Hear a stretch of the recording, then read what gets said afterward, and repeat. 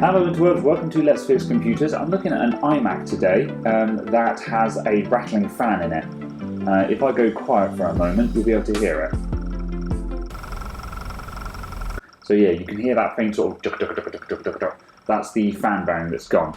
So I need to figure out which fan it is that's failed so I can order the correct parts, and then we'll be changing the fan out in this thing. So what I've got up here, if I move the camera around, this is Max Fan Control, which is a manual fan controller program for macOS. This allows you to manually control the fans on your Mac, which is very helpful if you have a problem with your cooling system that you can't resolve and you're having to manually manage your cooling system. So there's 3 fans in here. There's one on the optical disk drive, the hard drive, and the CPU. I'm going to run them up to maximum speed and down again one by one, and we'll see what happens. So let's listen in. Oops, I need to password this one.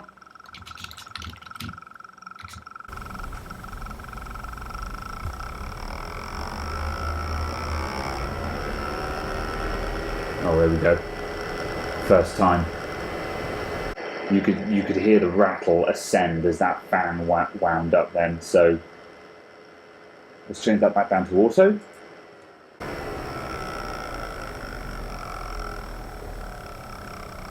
And as a control test, let's just do the other fans as well.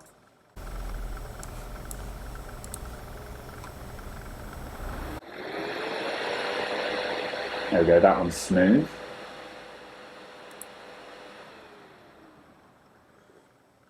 And the CPU.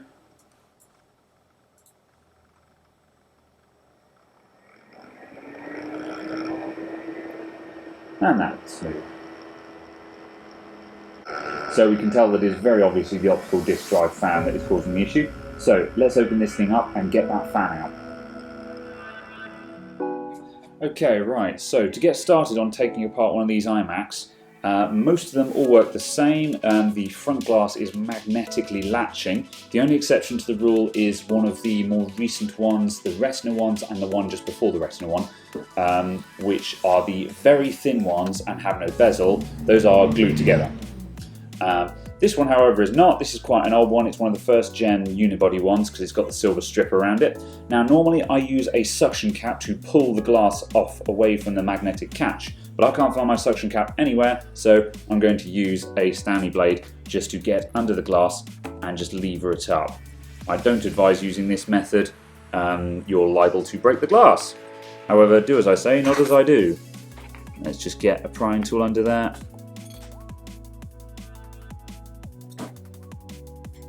And then nails, and there we go. Now, some of these lift and then lift out, some of them have prongs. This one has a prong, which I've bent slightly, but that will bend back. There we go. Right, that's the front glass off. Next, we need to remove the LCD. Sorry, I lied, that's a slightly different version. On this particular one, the silver bezel is going to come off next. So we take out these Torx head screws around the inside edge. These, I think, are going to be T8s. Yep, those are T8s.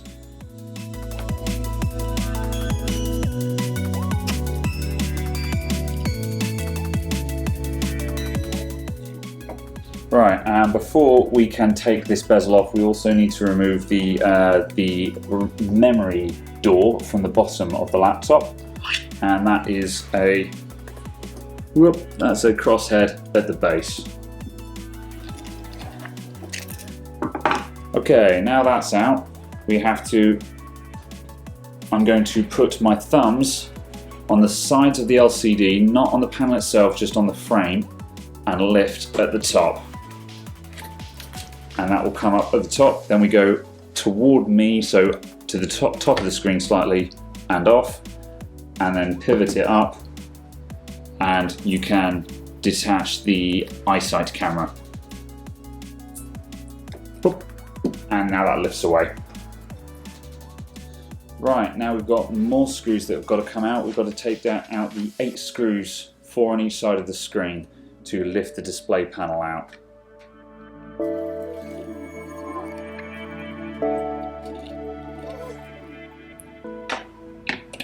And we've got two baby Torx heads on the display cable. What are those? Those are T6s.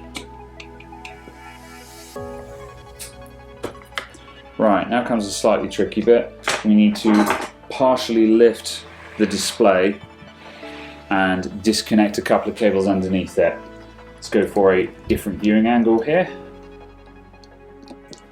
Okay, so I'm going to lift up the panel, and we've got inverter to backlight cables here, and we've also got a thermal sensor on the other side here. And then finally, right at the back, there's another two backlight cables. And I can now just lift that LCD out.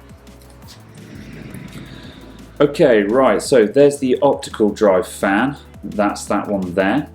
Then we've got, that is the CPU fan. The CPU is actually about there, but we've got a heat pipe cooler to a radiator here. So that's our main cooling fan. And then the hard drive fan, that's buried down the back here. So thankfully it's not that one, otherwise it looks like we'd have to take out a whole lot, all the logic board and everything.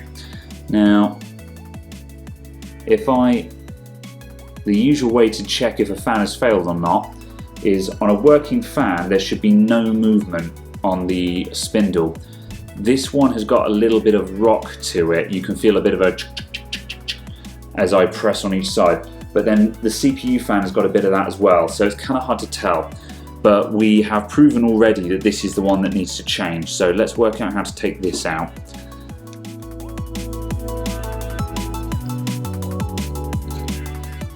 Okay, we've got a cable, and then, wow, that's not even screwed in. That just sits on top of those posts.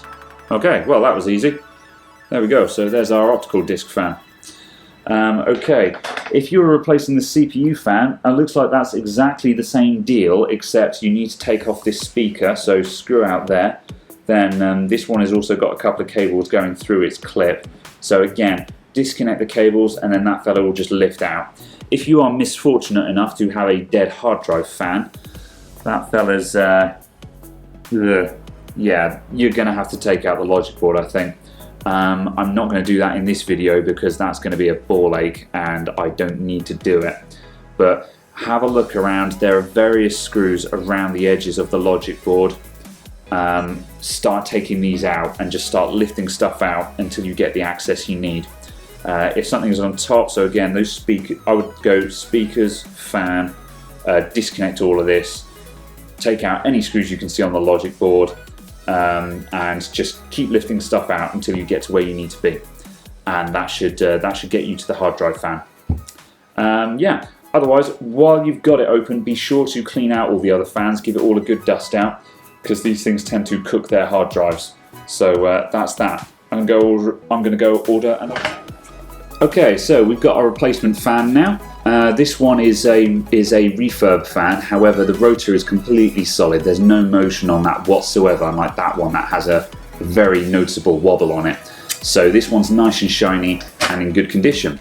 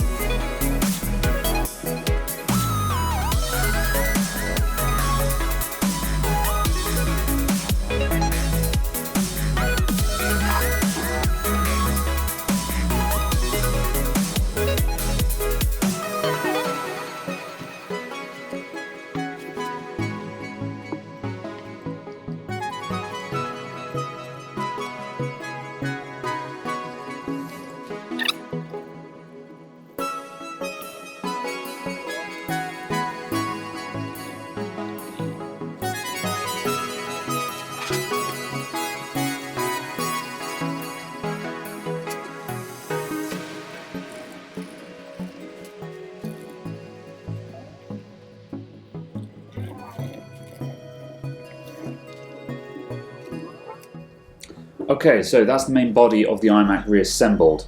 So now we're just going to reapply the front glass cleaning and dusting as we go.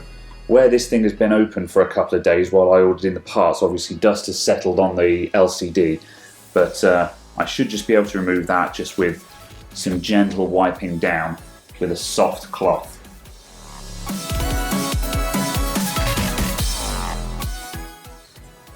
And now we'll just drop the front glass straight back on top of that.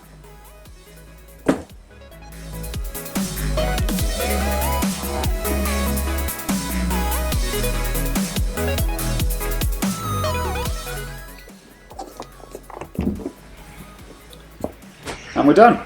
Alright, thank you very much for watching. I'll see you all next time. Goodbye for now.